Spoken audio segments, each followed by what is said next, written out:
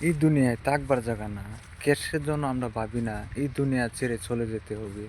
অবশ্যই আমরা ভাবতে হবে এই দুনিয়া ছেড়ে যে আমরা একদিন চলে যেতে হবে। তে এই পরকালের দুনিয়া আজীবনের দুনিয়া। এই দুনিয়া অল্প দিনের এক সেকেন্ডের আশা নাই।